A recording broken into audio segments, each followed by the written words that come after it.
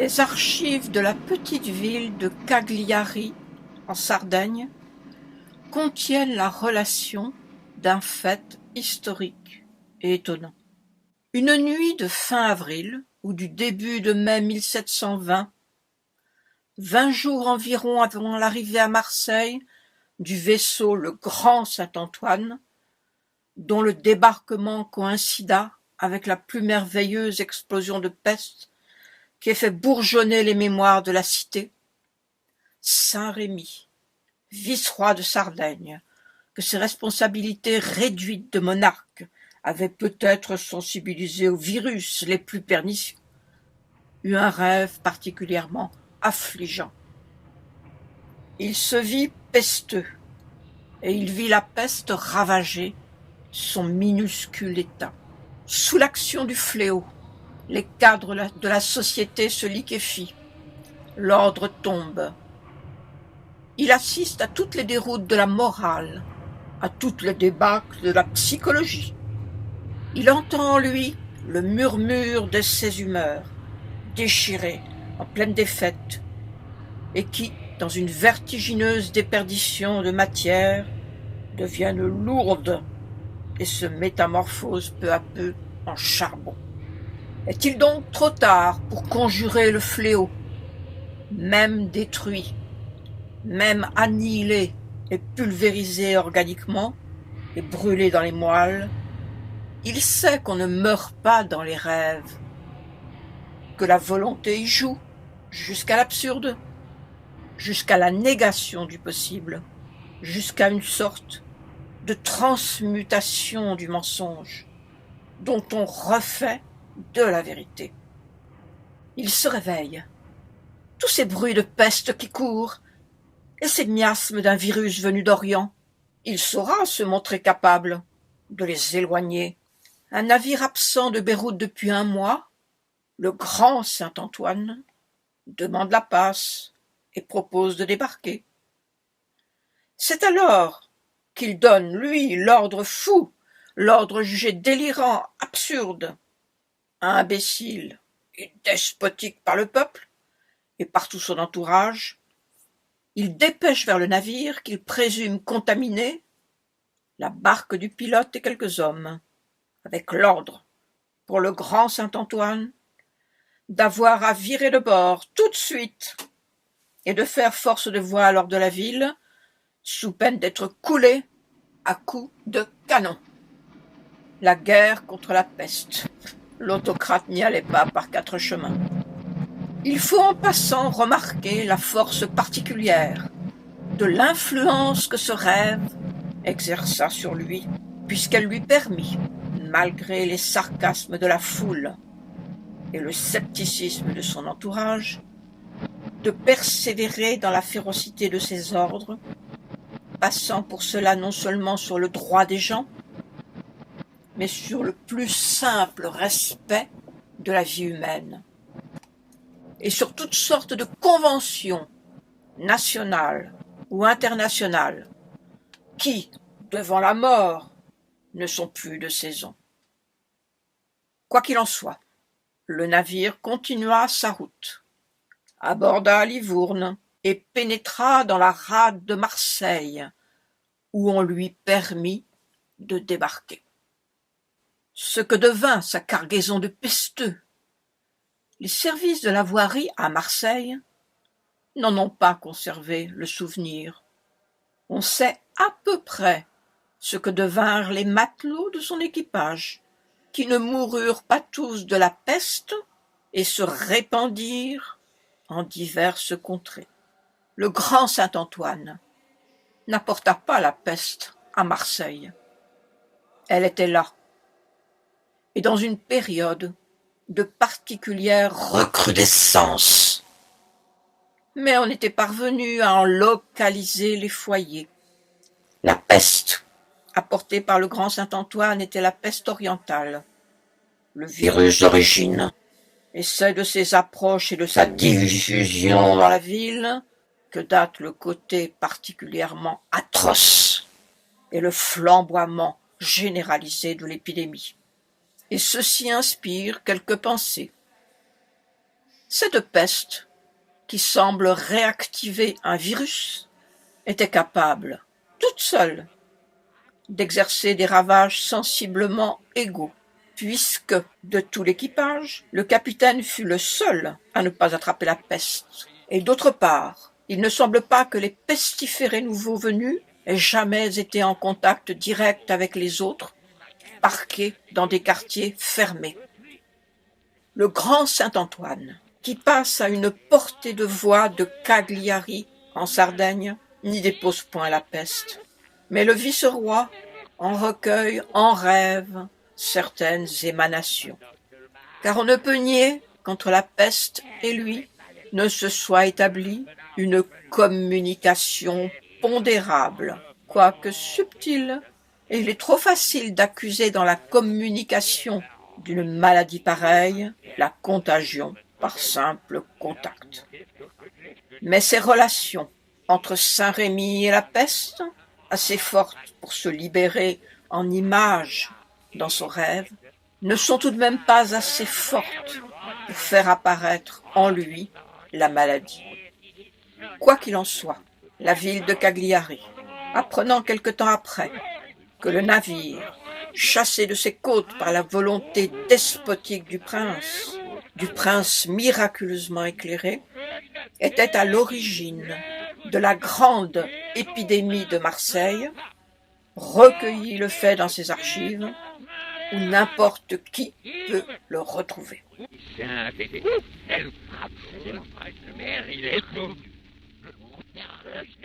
أكسبنا وباء 1720 في مرسيليا ما يسمى الأوصاف السريرية الوحيدة التي لدينا من الطاعون، ولكن يمكن للمرء أن يتساءل عما إذا كان الطاعون الذي وصفه أطباء مرسيليا بالفعل هو نفسه الذي حدث في عام 1347 في فلورنس، حيث خرج ديكاميرون يصف التاريخ، الكتب المقدسة، بما في ذلك الكتاب المقدس وبعض الرسائل الطبية القديمة، من الخارج جميع أنواع الأوبئة التي يبدو أنها احتفظت بخصائصها المرضية أقل بكثير من الانطباع المعنوي والرائع الذي تركوه في العقول. ربما هم الذين كانوا على حق، لأن الدواء سيجد صعوبة كبيرة في تحديد فرق جوهري بين الفيروس الذي مات منه بيريكلاس قبل سيراكوز. إذا كانت كلمة فيروس في الواقع ليست مجرد وسيلة لفظية، وتلك التي تظهر وجوده في الطاعون الذي وصفه أبيقراط والذي تقدمه لنا العلاجات الطبية الأخيرة كنوع من الطاعون الكاذب. ولهذه المعاهدات نفسها سيكون هناك وباء أصيل. فقط الطاعون من مصر الذي ينبثق من المقابر التي اكتشفها انكماش النيل، يتفق الكتاب المقدس وهيرودوت على الإبلاغ على المظهر المبهر للطاعون الذي أهلك بين عشية وضحاها 180,000 رجل من الجيش الآشوري، وبالتالي إنقاذ الإمبراطورية المصرية. إذا كانت الحقيقة صحيحة فيجب اعتبار الآفة أداة مباشرة أو تجسيد لقوة ذكية ترتبط ارتباطا وثيقا بما نسميه الإماتة، وهذا مع أو بدون جيش الجرذان الذي ألقى بنفسه في تلك الليلة على القوات الآشورية التي استغلتها في بضع ساعات. والحقيقة مشابهة للوباء الذي انفجر عام 660 قبل الميلاد في مدينة ميكو المقدسة في اليابان خلال تغيير بسيط للحكومة.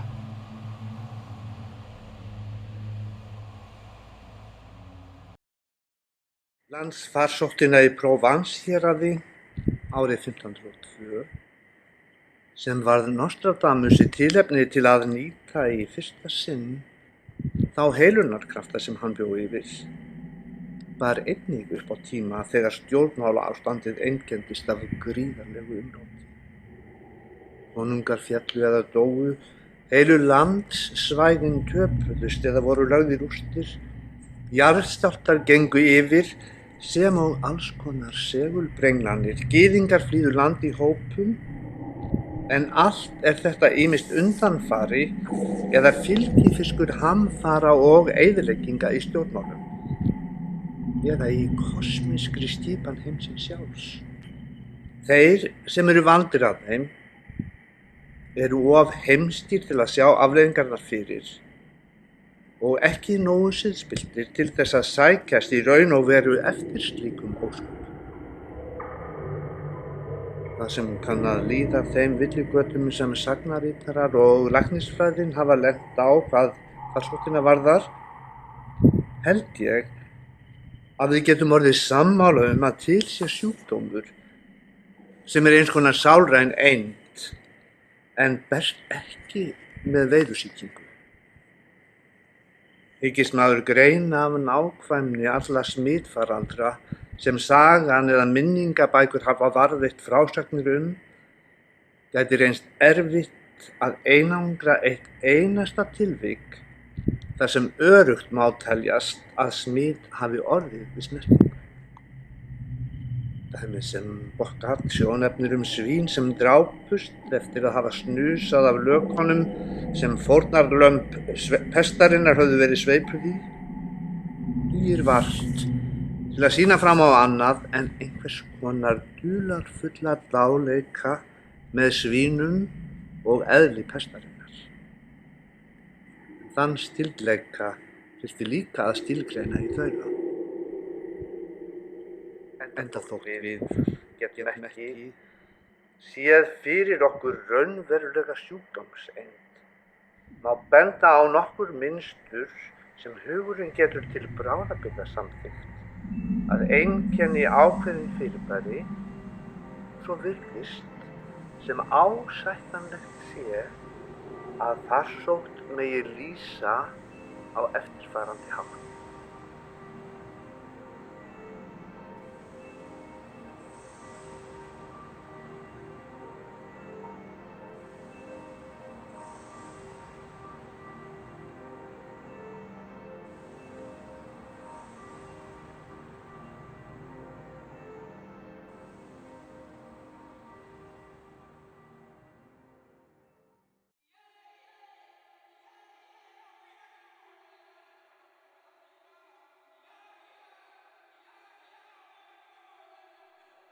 Inkarre ka mavonele ya ntiyiso ya ngqondo ku humelela tindhawu ta ku tshuka.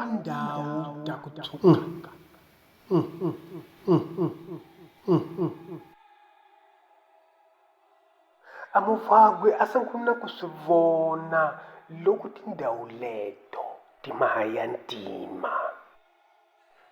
Amuvagwe a nga na kama wa ku dzuka, a nhloko yi sungula ku hisa, yi kula ni ku tika a gamawa. Amuvagwe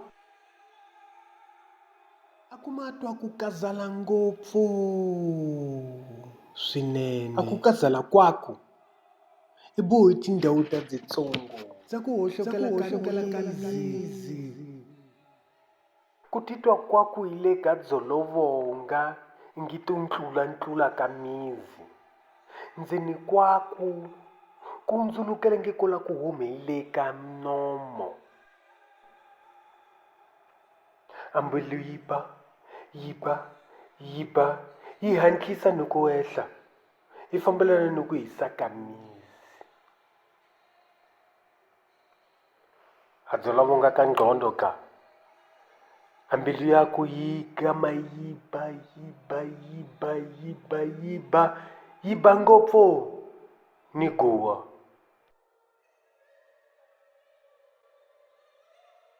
Amatihlu ya muvabyi yi tshuka ingi ndzilo, a lirimi yi kula. Ku sungula ya ku basa yi tshuka, yi game mahaya ya ntima, ingi makhala. A lirimi yi pfinya muvabyi, hinkwaswo leswi ku kombisa ku dzuma ka misi, ku twa mafambele ya misi. I ngitilo loko yi dzuma misaveni, i ngindzilo hansi ka misava na yi landzelela ka ku huma. Makazi ka tindhawu ya ku tshuka, ku humelela ka ku fehla, a kumbenyana ku humelela ku fana ni rhumbana ka ndzilo. A mi zi tala hi swirhumbana ku fana ni ndzilo ni na tindhawu misaveni. A swirhumbana na tona ti na tindhawu ka mizi. A swirhumbana swi humelela kusuhi ni xiluma ni makehele. Lomu wa mizi wu susaka handle hinkwaswo swa ku bola ka vutomi. A rhumbana a ya ku kazata ka ndhawu ya mizi, a yi hlayi ku wa vutomi a yi na ndhawu. Ka yi nceka, ka yi nceka ku dahiwa swinene. Ku fana na kolera ya ku basa, a mavabwa ya ku kazata hi leyi ya ku a yi tikombisi.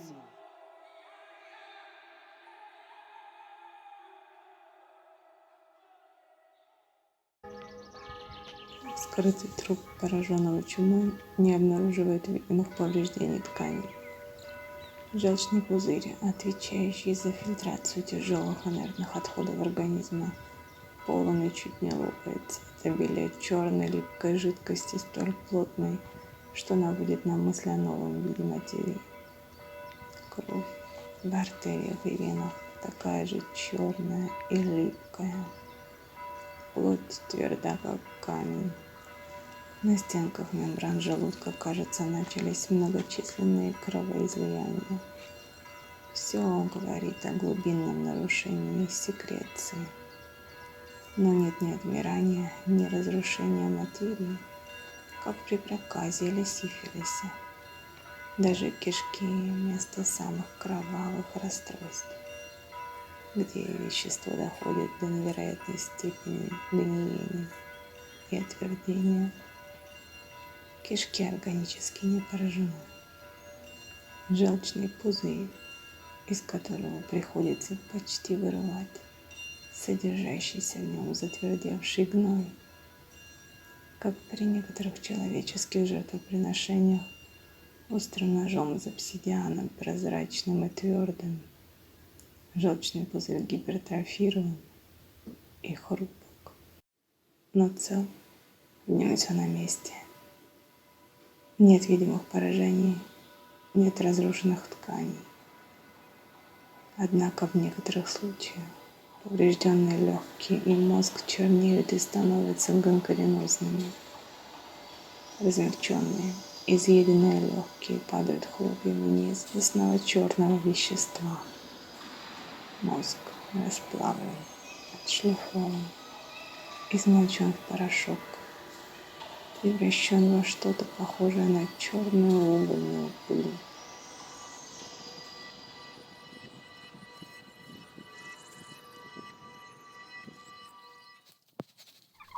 De este hecho, cabe inferir dos observaciones importantes.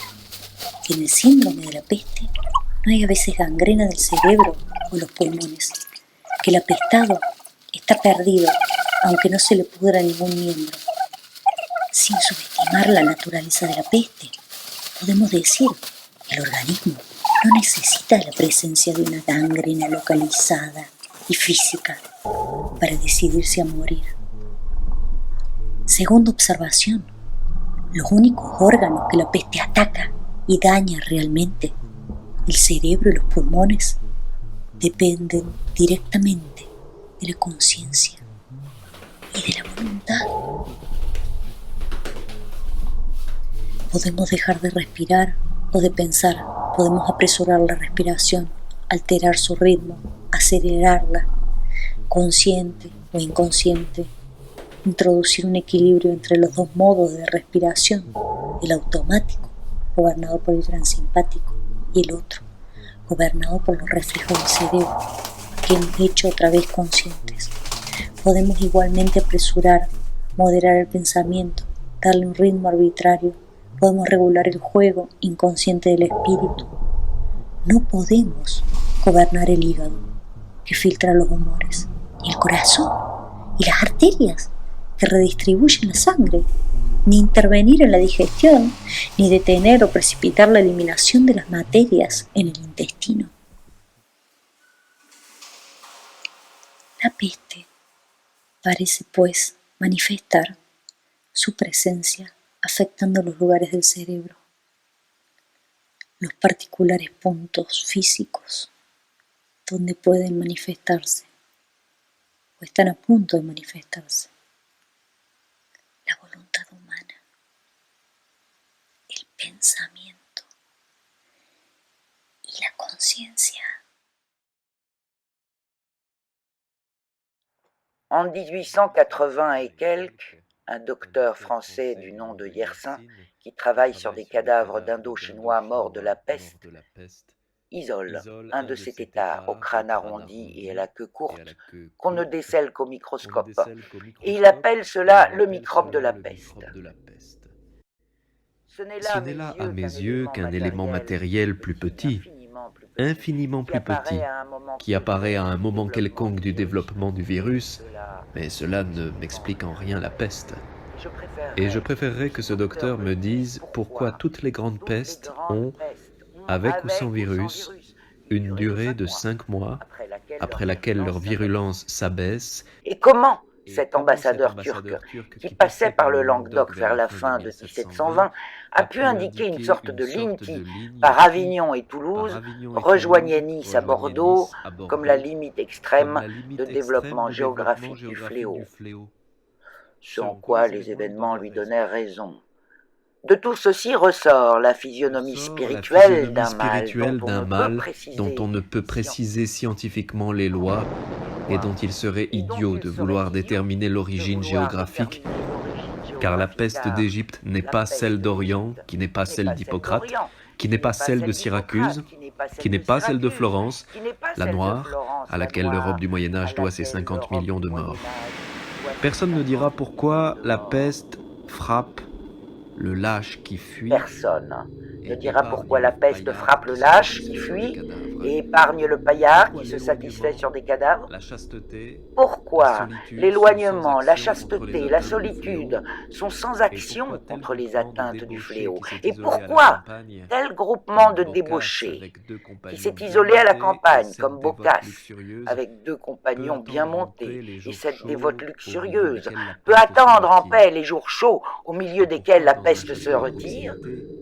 Et pourquoi, dans un château à proximité, transformé en citadelle guerrière, avec un cordon d'hommes d'armes qui en interdisent l'entrée, la peste transforme toute la garnison et les occupants en cadavres? Qui expliquera également que les cordons sanitaires établis à grand renfort de troupes par Mehmet Ali vers la fin du siècle dernier, à l'occasion d'une recrudescence de la peste égyptienne, se soient montrés efficaces pour protéger les couvents, les écoles, les prisons et les palais, et que des foyers multiples d'une peste qui avait toutes les caractéristiques de la peste orientale aient pu éclater soudainement dans l'Europe du Moyen-Âge, en des endroits sans aucun contact avec l'Orient.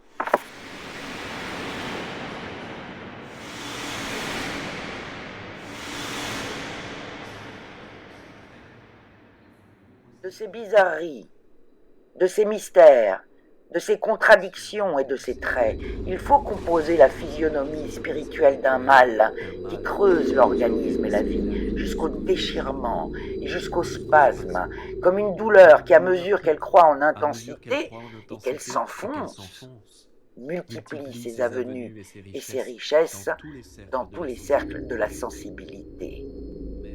Mais de cette liberté spirituelle avec laquelle la peste se développe, sans race, sans microbes et sans contact, on peut tirer le jeu absolu et sombre d'un spectacle que je m'en vais essayer d'analyser.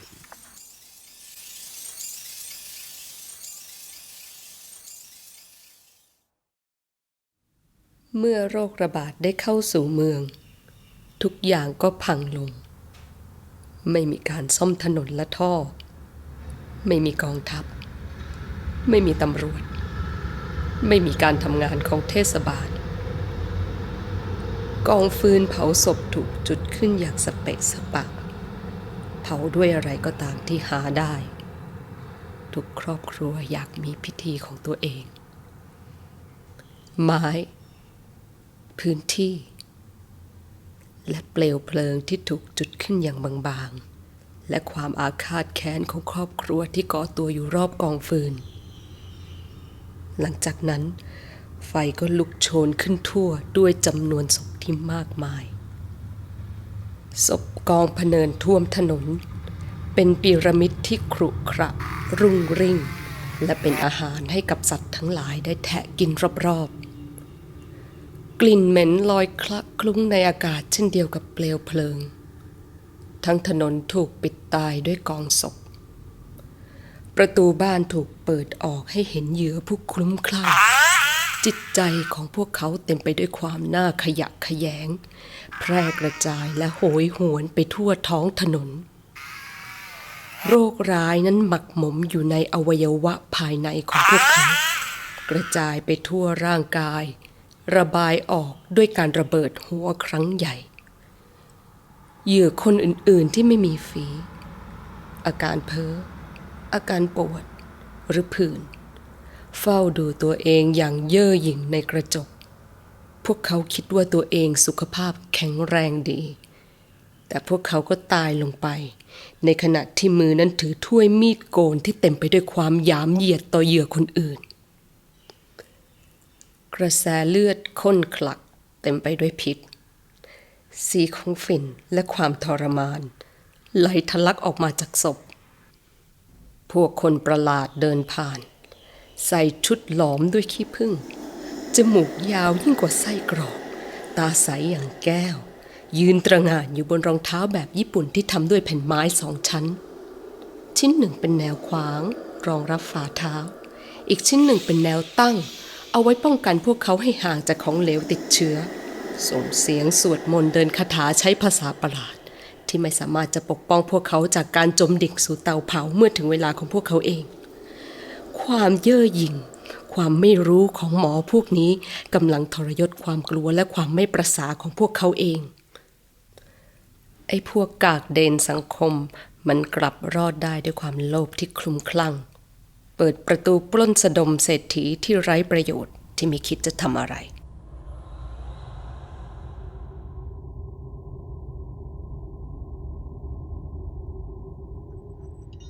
Und hier nun setzt das Theater ein. Das Theater. Das heißt, die unmittelbare Willkür, die zu Akten ohne Nutzen und Gewinn für die Aktualität treibt. Die letzten Überlebenden geraten außer sich. Der Sohn, bislang gehorsam und tugendhaft, tötet seinen Vater. Der Kontinent treibt sodomitische Unzucht mit seinem Nächsten. Der Lasterhafte wird rein. Der Geizhals wirft sein Gold mit vollen Händen zum Fenster hinaus. Der Kriegsheld steckt die Stadt an, für deren Rettung er sich einst aufgeopfert hat. Der eitle Geck putzt sich heraus und spaziert durch die Beinhäuser. Weder die Vorstellung der Straflosigkeit noch die des nahen Todes motivieren hinreichend so willkürlich absurde Handlungsweisen bei Leuten, die nicht daran glauben, dass der Tod wirklich ein Ende setzen könne. Und wie soll man diesen erotischen Fieberausbruch bei geheilten Pestkranken erklären, die, anstatt zu fliehen, an Ort und Stelle bleiben und Sterbenden, ja Toten, die halb zerquetscht unter Haufen von Leichen liegen, wie der Zufall sie gebettet hat, eine verwerfliche Wollust entreißen? Doch wenn es einer höheren Geißel bedarf, um diese frenetische Willkür zum Vorschein kommen zu lassen, und wenn diese Geißel Pest heißt, so könnte man vielleicht untersuchen, was diese Willkür für unsere Gesamtpersönlichkeit bedeutet.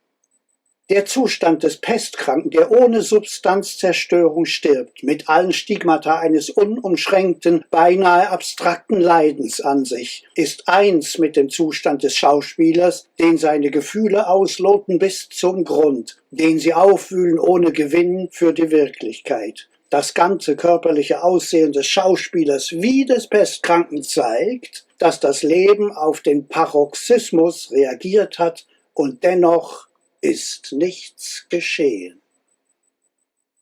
Zwischen dem Pestkranken, der schreiend dahinjagt in der Verfolgung seiner Vorstellungen, und dem Schauspieler in Verfolgung seiner Sensibilität, zwischen dem Lebendigen, der sich Figuren erschafft, auf die er sonst niemals verfallen wäre und denen er inmitten eines Publikums von Leichen und rasenden Irren Wirklichkeit verleiht, und dem Dichter, der ganz unangebracht Figuren erfindet und sie einem gleichermaßen trägen oder rasendem Publikum überantwortet, gibt es noch andere Parallelen, die über die einzigen Wahrheiten Rechenschaft ablegen, die zählen und die Wirkung des Theaters wie die der Pest auf die Ebene einer echten Epidemie erheben.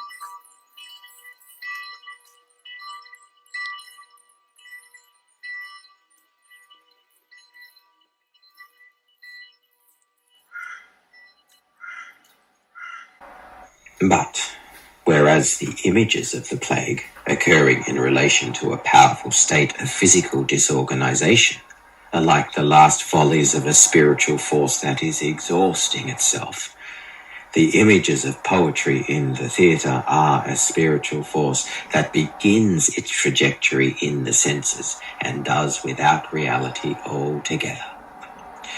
Once launched upon the fury of his task, an actor requires infinitely more power to keep from committing a crime than a murderer needs courage to complete his act. And it is here, in its very gratuitousness, that the action and effect of a feeling in the theatre appears infinitely more valid than that of a feeling fulfilled in life.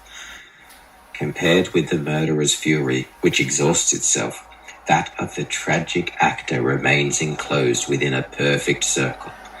The murderer's fury has accomplished an act, discharges itself, and loses contact with the force that inspired but can no longer sustain it. That of the actor has taken a form that negates itself to just the degree it frees itself and dissolves into universality. Extending this spiritual image of the plague, we can comprehend the troubled body fluids of the victim as the material aspect of a disorder which, in other contexts, is equivalent to the conflicts, struggles, cataclysms, and debacles our lives afford us. And just as it is not impossible that the unveiling despair of the lunatic screaming in an asylum can cause the plague by a sort of reversibility of feelings and images, one can similarly admit that the external events, political conflicts, natural cataclysms, the order of revolution and the disorder of war, by occurring in the context of the theatre, discharge themselves into the sensibility of an audience with all the force of an epidemic.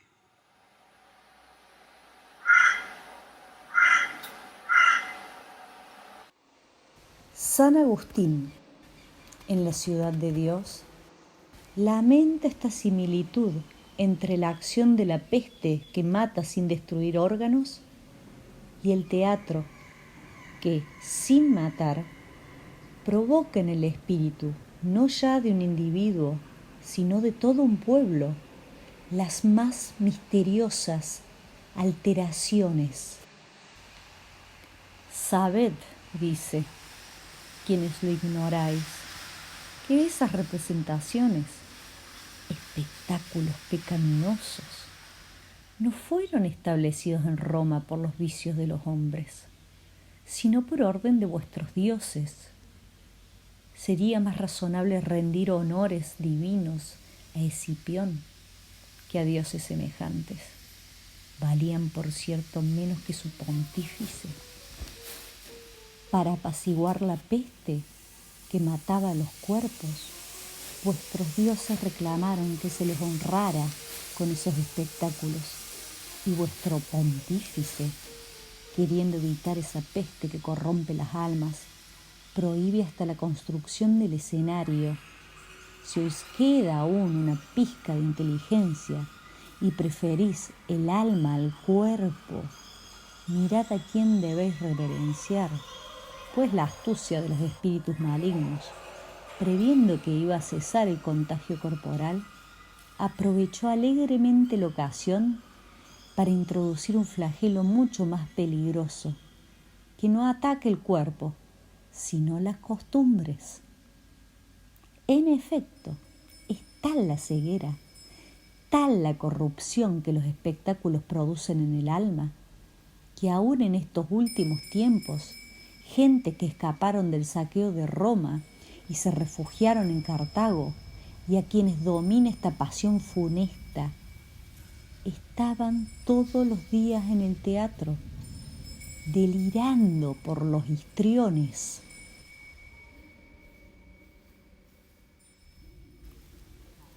Es inútil dar razones precisas de ese delirio contagioso. Tanto valdría investigar por qué motivos el sistema nervioso responde al cabo de cierto tiempo a las vibraciones de la música más sutil, hasta que al fin esas vibraciones lo modifican de modo duradero. Ante todo, importa admitir que, al igual que la peste, el teatro es un delirio y es contagioso. El espíritu cree lo que ve y hace lo que cree. Tal es el secreto de la fascinación. Y el texto de San Agustín no niega en ningún momento la realidad de esta fascinación. Sin embargo, es necesario redescubrir ciertas condiciones para engendrar en el espíritu un espectáculo capaz de fascinarlo. Y esto no es simplemente un asunto que concierne al arte.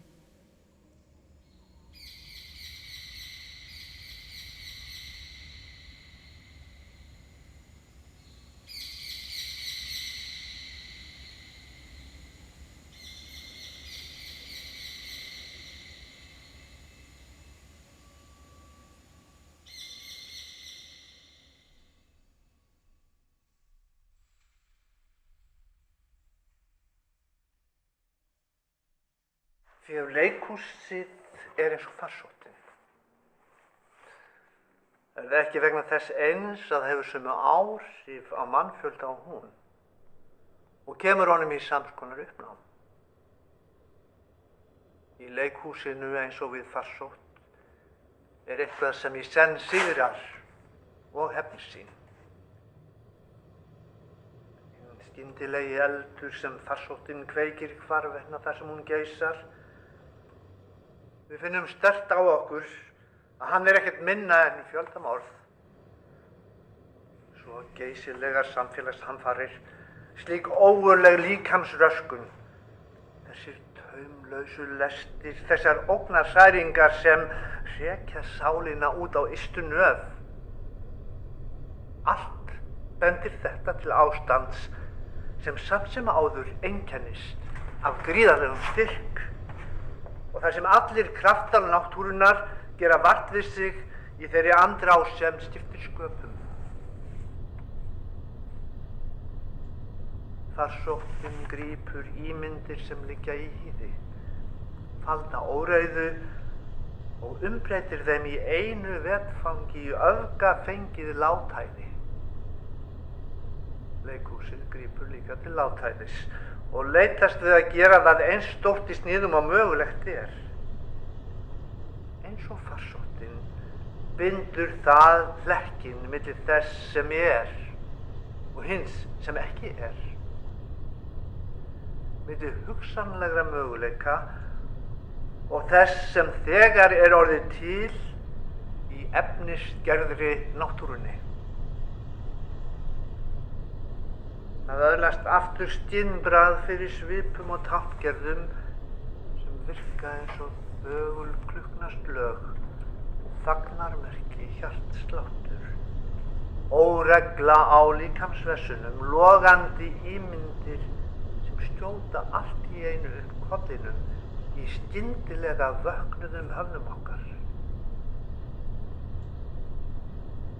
Leikhúsið færir okkur á ný okkar eigin skapandi innri átök og alla orkuna sem í þeim býr og gefur þeim það heiti sem við köllum tákn. Og nú heyja táknin frammi fyrir okkur orrustur. Þar sem eitt tákn rast á annað í óskaplegum þrengslum. Vegna þess að þá fyrst verður leikhúsið til þegar hið ómögulega fer að gerast í raun og veru og þegar skáldskapurinn sem fer fram á leiksviðinu endurnærir og ofhittar raungerð tákn.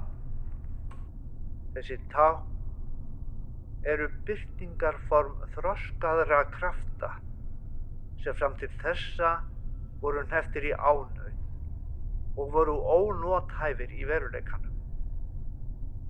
En brjótast nú fram í ótrúlegum ímyndum sem veita athöfnum sem í eðli sínu eru óvinveittar lífi samfélagana, bæði þegn og tilverurétt.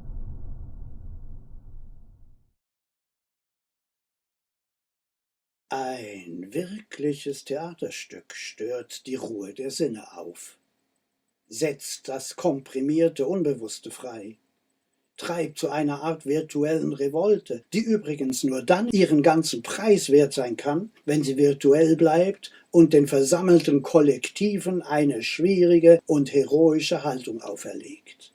So sehen wir in Fort Annabella zu unserer größten Bestürzung wie ein geschlagenes Wesen, sobald sich der Vorhang hebt, den unverschämten Anspruch auf Inzest vertritt und zu seiner Verkündung und Rechtfertigung mit allem Nachdruck seine Jugendlichkeit und seine Bewusstheit geltend macht. Keinen Augenblick ist es wankelmütig. Keine Minute lang zögert es und zeigt auf diese Weise, wie wenig alle Schranken bedeuten, die ihm in den Weg gelegt werden können. Noch im Verbrechen beweist es Heroismus und diesen Heroismus stellt es verwegen zur Schau. Alles treibt es in diese Richtung vorwärts, alles macht es überschwänglich, weder Himmel noch Erde kümmern es, einzig und allein die Macht seiner konvulsivischen Leidenschaft, der die ebenso rebellische, ebenso heroische Leidenschaft Annabellas entspricht. Nicht aus Reue weine ich, sagt sie, sondern aus Angst, nicht ans Ziel meiner Leidenschaft zu gelangen. Alle beide heucheln und fälschen und lügen sie, um ihrer übermenschlichen Leidenschaft willen, die die Gesetze eindämmen und schikanieren, die sie aber über die Gesetze erheben werden. Rache um Rache, Verbrechen um Verbrechen. Gerade wenn wir sie bedroht, umstellt verloren glauben, wenn wir sie wie Opfer beklagen möchten, geben sie zu erkennen, dass sie drauf und dran sind, es dem Schicksal Drohung für Drohung und Schlag für Schlag heimzuzahlen. Wir begleiten sie beide von Exzess zu Exzess, von Forderung zu Forderung. Annabella wird gefangen genommen, des Ehebruchs, des Inzests überführt, mit Beleidigungen überschüttet, mit Füßen getreten, an den Haaren geschleift, und groß ist unsere Bestürzung darüber, dass sie nicht etwa nach einer Ausflucht sucht, sondern ihren Henker sogar noch herausfordert und in einer Art von hartnäckigem Heroismus in Gesang ausbricht. Das ist der Gipfel der Revolte, ist unaufhörliche, exemplarische Liebe, die uns Zuschauer vor Angst keuchen lässt bei der Vorstellung, niemand und nichts könnte sie je zur Besinnung bringen.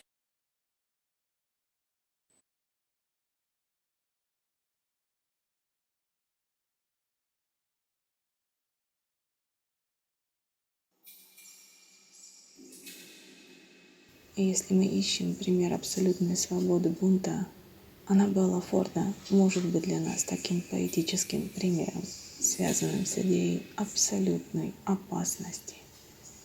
И когда мы думаем, что дошли до крайней степени ужаса, крови, попранных законов, поэзии, наконец, которая освещает бунт, нам приходится идти еще дальше в этом помрачении разума, которое ничто не в силах остановить.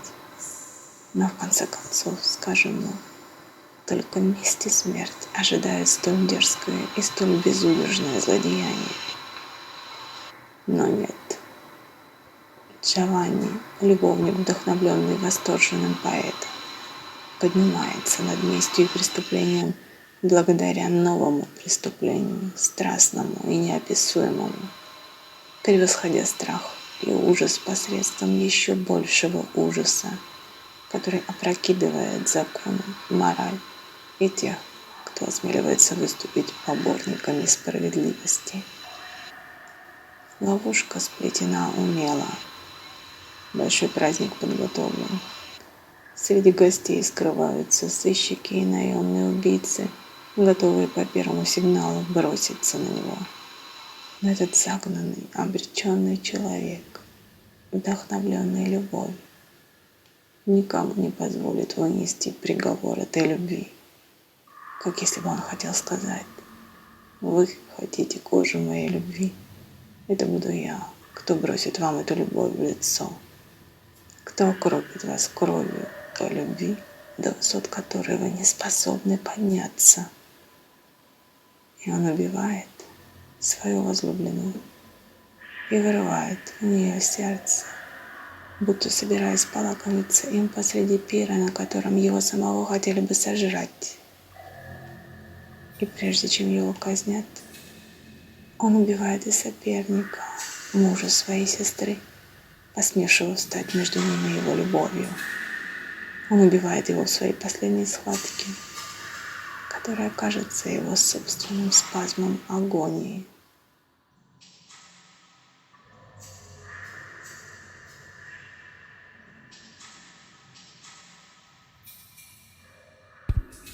Comme la peste, le théâtre est donc un formidable appel de force qui ramène l'esprit par l'exemple à la source de ses conflits. Et l'exemple passionnel de Ford n'est, on le sent très bien, que le symbole d'un travail plus grandiose et tout à fait essentiel. La terrorisante apparition du mal, qui dans les mystères d'Éleusis s'était donnée dans sa forme pure et était vraiment révélée, répond au temps noir de certaines tragédies antiques que tout vrai théâtre doit retrouver. Si le théâtre essentiel est comme la peste, ce n'est pas parce qu'il est contagieux, mais parce que, comme la peste, il est la révélation, la mise en avant, la poussée vers l'extérieur d'un fond de cruauté latente par lequel se localisent sur un individu ou sur un peuple toutes les possibilités perverses de l'esprit. Comme la peste, il est le temps du mal, le triomphe des forces noires, qu'une force encore plus profonde alimente jusqu'à l'extinction. Il y a en lui, comme dans la peste, une sorte d'étrange soleil, une lumière d'une intensité anormale, où il semble que le difficile et l'impossible même deviennent tout à coup notre élément normal. Et l'Annabella de Ford, comme tout théâtre vraiment valable, est sous l'éclat de cet étrange soleil. Elle ressemble à la liberté de la peste, où de degré en degré, d'échelon en échelon, l'agonisant gonfle son personnage, où le vivant devient au fur et à mesure un être grandiose et surtendu. On peut dire maintenant que toute vraie liberté est noire et se confond immanquablement avec la liberté du sexe qui est noire elle aussi, sans que l'on sache très bien pourquoi. Car il y a longtemps que l'éros platonicien, le sens génésique, la liberté de vie, a disparu sous le revêtement sombre de la libido que l'on identifie avec tout ce qu'il y a de sale, d'abject, d'infamant dans le fait de vivre, de se précipiter avec une vigueur naturelle et impure, avec une force toujours renouvelée vers la vie. Et c'est ainsi que tous les grands mythes sont noirs et qu'on ne peut imaginer hors d'une atmosphère de carnage, de torture, de sang versé, toutes les magnifiques fables qui racontent aux foules le premier partage sexuel et le premier carnage des sens.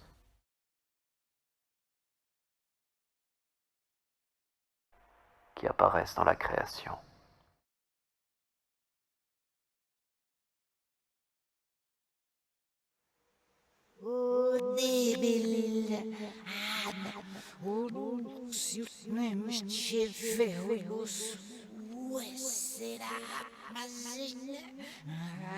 O teatro, como a peste, é feito à imagem dessa carnificina, dessa essencial separação. Desenreda conflitos, libera forças, desencadeia possibilidades. E se essas possibilidades e essas forças são negras, a culpa não é da peste ou do teatro, mas da vida.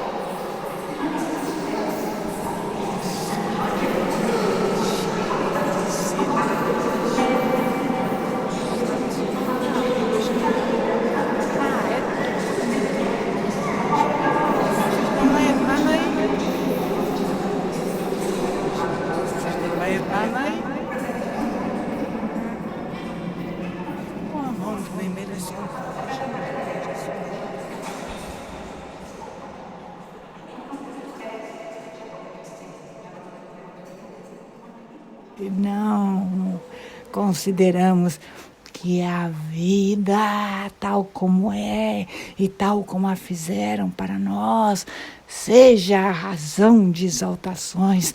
Parece que através da peste e coletivamente um gigantesco abscesso, dando tanto moral quanto social, é vazado. E assim como a peste, o teatro existe para vazar abscessos coletivamente. Pode ser que o veneno do teatro lançado no corpo social o desagregue, como diz Santo Agostinho. Mas ele o faz como uma peste, um flagelo vingador, uma epidemia salvadora, na qual épocas crédulas pretenderam ver o dedo de Deus, e que nada mais é do que a aplicação de uma lei da natureza em que todo gesto é compensado por outro gesto e toda ação por sua reação. O teatro, como a peste, é uma crise que se resolve pela morte ou pela cura. E a peste é um mal superior porque é uma crise completa, após a qual resta apenas a morte ou uma extrema purificação. Também o teatro é um mal porque é o equilíbrio supremo que não se adquire sem destruição. Teatro convida o espírito a um delírio que exalta suas energias.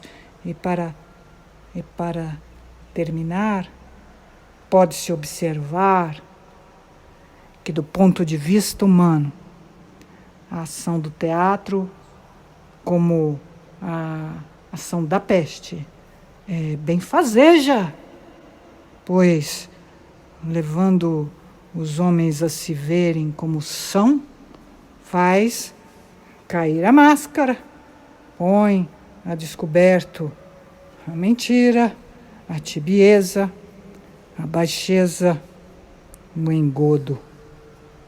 Sacode a inércia